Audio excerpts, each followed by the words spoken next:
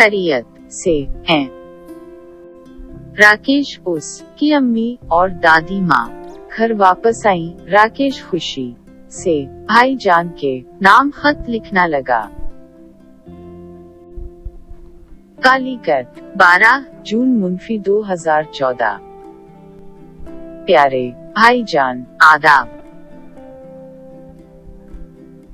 आप कैसे हैं? आपकी पढ़ाई कैसी चल रही हो? अम्मी जान आप ही की बातें करती रहती हैं। मैं यहाँ बिल्कुल अकेला हूँ। हर वक्त पढ़ना है। खेल कूद का मौके ही नहीं।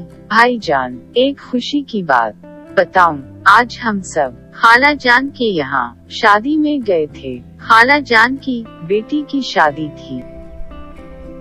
हमारे बहुत सारे रिश्तेदार वहाँ आए थे। मैं बच्चों के साथ बहुत खेला कूदा।